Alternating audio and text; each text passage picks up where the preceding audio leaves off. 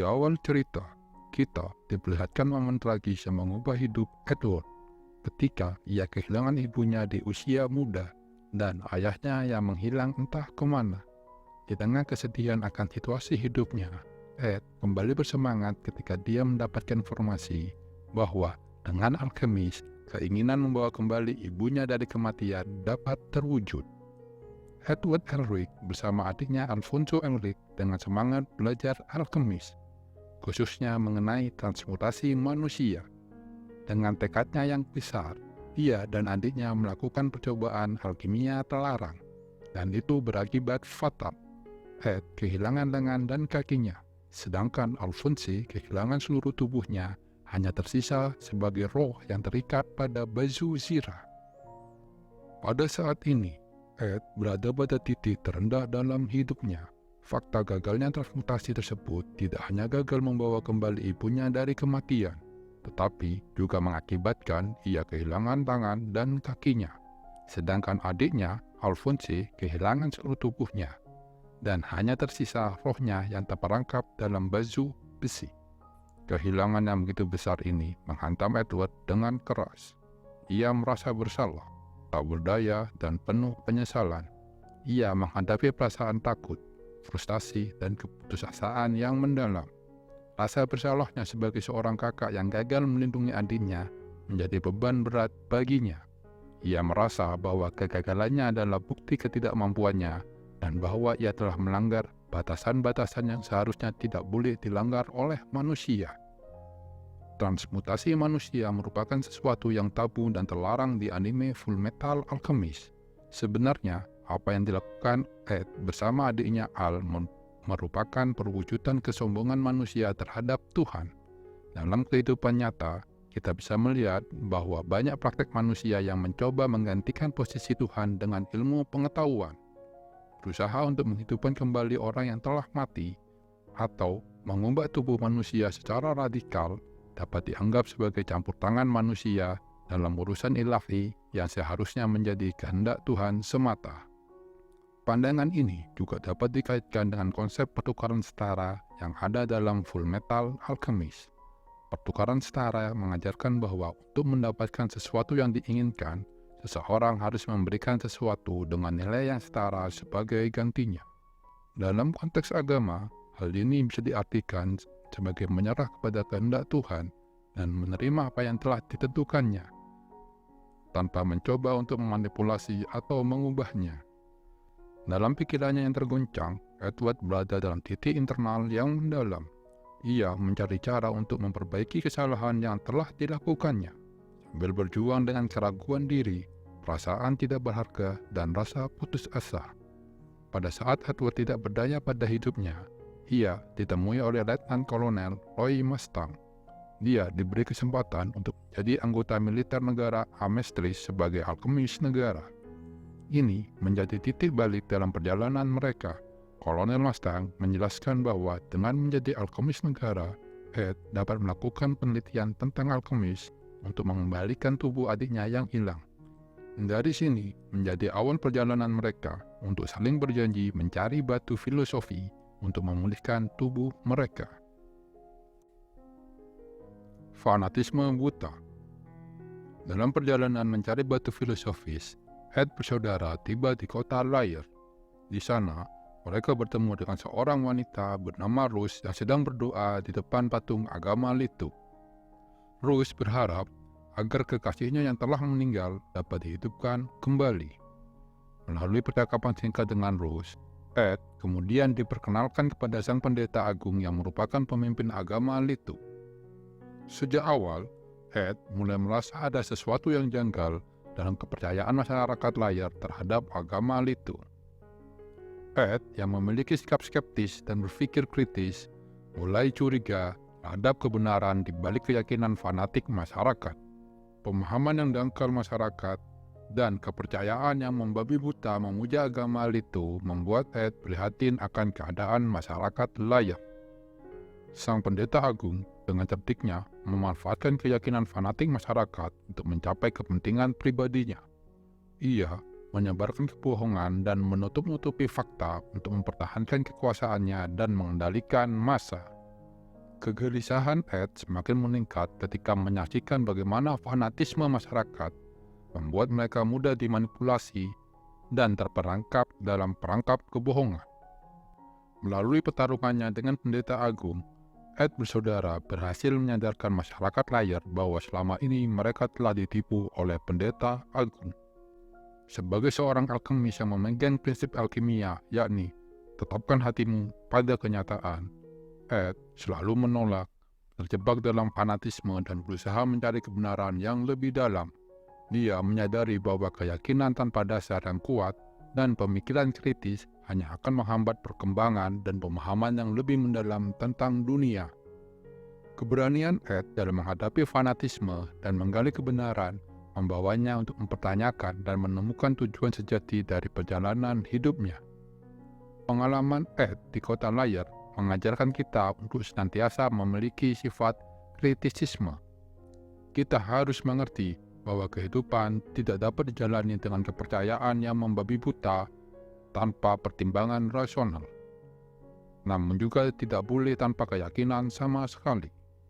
Teori fanatisme yang dihadirkan dalam cerita ini memperlihatkan dampak negatif yang bisa ditimbulkannya. Ketika seseorang terjebak dalam fanatisme, mereka cenderung menutup diri pada sudut pandang lain, menolak pertanyaan, dan bahkan menjadi mudah dimanipulasi oleh pihak-pihak yang mereka junjung atau percayai. Oleh karena itu, anime ini mengajarkan pentingnya berpikir mandiri, mempertanyakan keyakinan, dan mengembangkan sikap kritis dalam menghadapi agama atau ideologi tertentu. Keserakahan.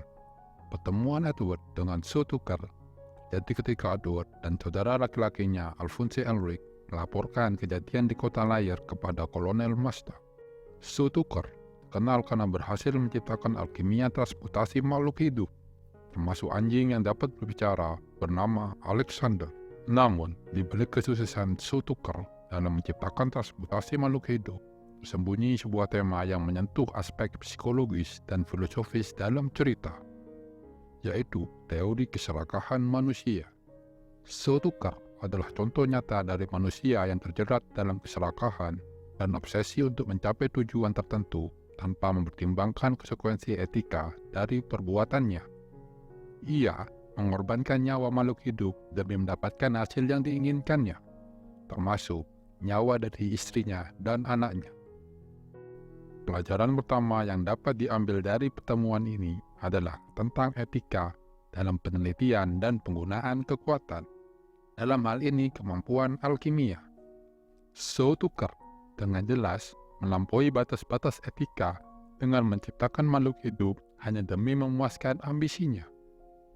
Ini mengingatkan kita akan bahaya ketika keserakahan dan keinginan untuk mencapai tujuan tertentu mengalahkan pertimbangan etika dan moral dalam penelitian atau penggunaan kekuatan yang kita miliki. Kedua, peristiwa ini menyoroti pentingnya kesadaran akan kelemahan dan keterbatasan kita sebagai manusia. Edward dan Al menyaksikan bagaimana kekuatan alkimia yang seharusnya digunakan untuk memperbaiki dunia disalahgunakan dengan cara yang jahat dan kejam oleh manusia yang terjerat dalam keserakahan. Melalui pengalaman ini, mereka belajar untuk menerima dan mengakui kelemahan mereka sebagai manusia.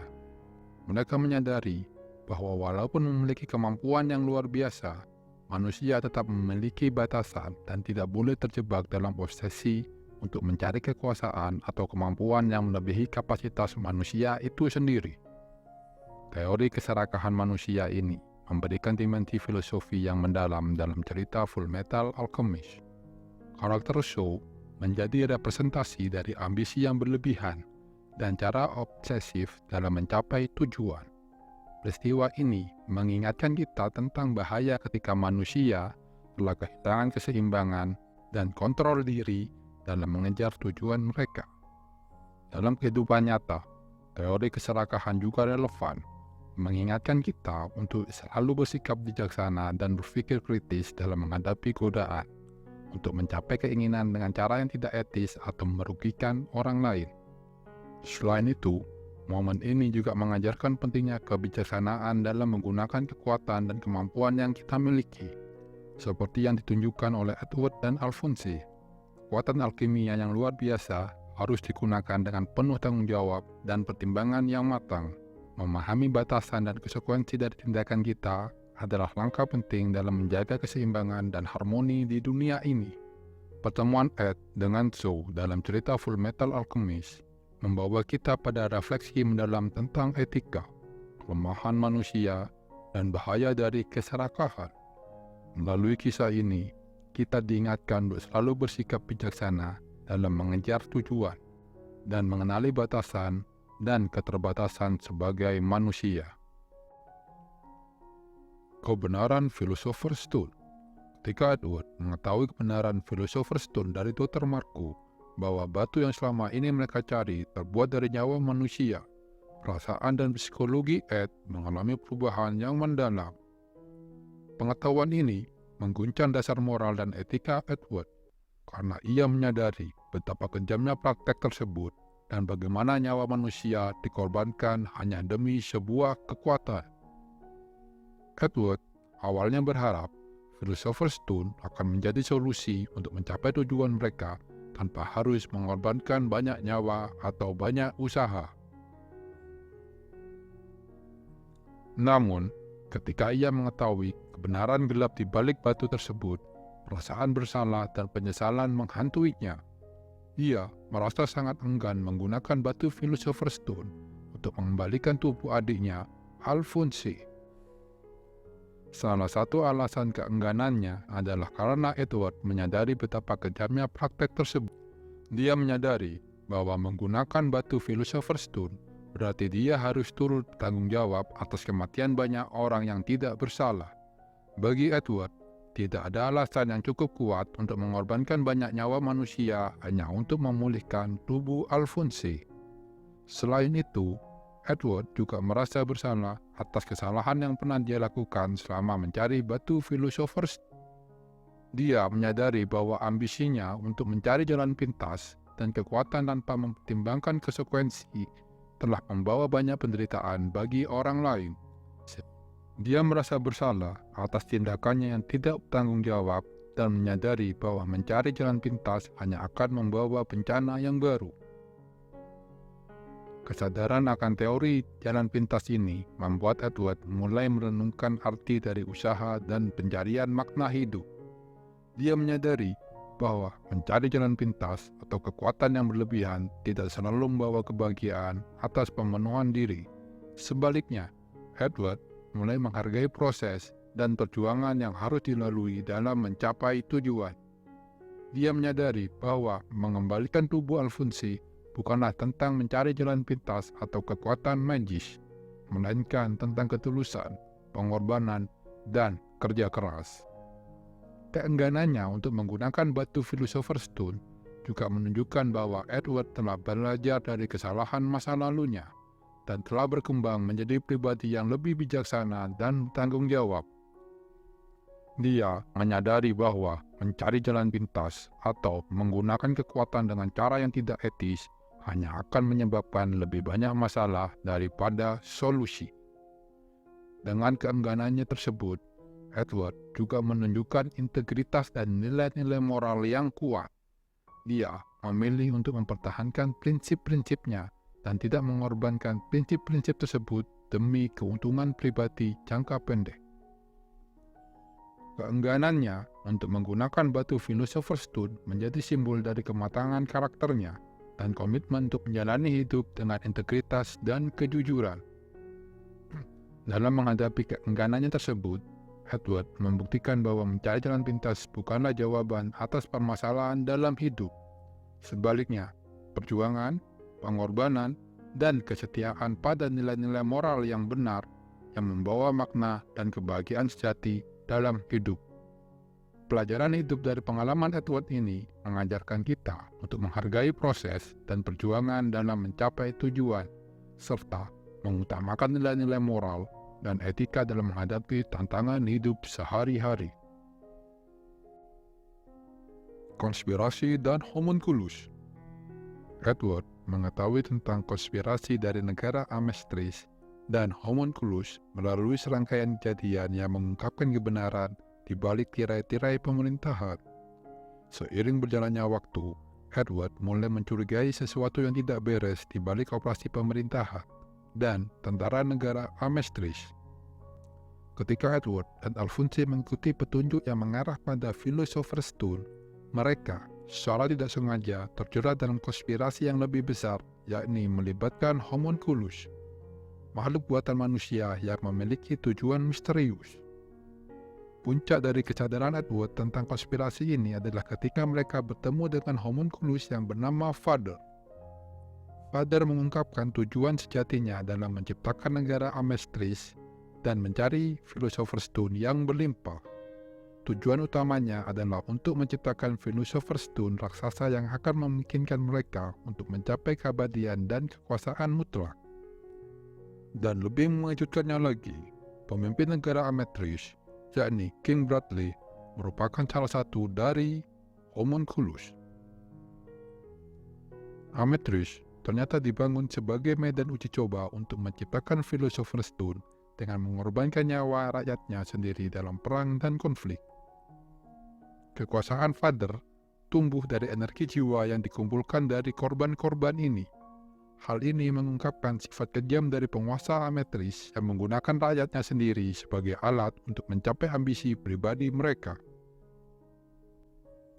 Edward dan Alphonse sangat terpukul oleh kebenaran ini, terutama karena mereka telah menjadi bagian dari sistem yang tidak bermoral ini tanpa mereka sadari. Mereka merasa bertanggung jawab atas konsekuensi dari tindakan mereka sendiri dan peran mereka dalam pembentukan negara Amestris yang sesungguhnya. Pengetahuan tentang konspirasi ini juga menantang keyakinan dan prinsip Edward tentang alkimia. Ia menyadari bahwa pencari Philosopher's Stone dengan cara apapun tidak etis dan berakibat buruk bagi banyak orang. Hal ini membuka matanya tentang pentingnya menggunakan ilmu alkimia dengan bijaksana dan bertanggung jawab, serta menghormati kehidupan dan martabat manusia. Dengan pengetahuan ini, Edward dan Alphonse memutuskan untuk melawan homunculus dan mencoba mengakhiri konspirasi yang merugikan banyak orang. Mereka bergabung dengan para pemberontak dan sesama alkimia untuk melawan para homunculus. Dalam perjuangan untuk menyelamatkan Amestris dari rencana jahat para homunculus. Secara keseluruhan, kesadaran Edward tentang konspirasi dari negara Amestris dan homunculus adalah titik balik penting dalam perkembangan cerita. Ia belajar pentingnya kebenaran, keadilan, dan empati dalam menggunakan kekuatan alkimia, serta betapa pentingnya berjuang untuk melindungi orang-orang yang dicintainya dan masyarakat dari ketidakadilan. Hal ini juga mengilhami Edward untuk terus tumbuh sebagai pribadi yang kuat, bijaksana, dan penuh semangat dalam mencari kebenaran dan menghadapi tantangan hidup. Akhir cerita Fullmetal Alchemist. Setelah serangkaian pertempuran epik dan pengungkapan konspirasi di balik negara Amestris dan homunculus, Edward dan Alphonse Eric berjuang bersama teman-teman mereka untuk aliansi pemberontakan untuk menghadapi Father, homunculus pertama dan pencipta homunculus yang lainnya. Dalam pertarungan terakhir, Edward berhasil mengalahkan Father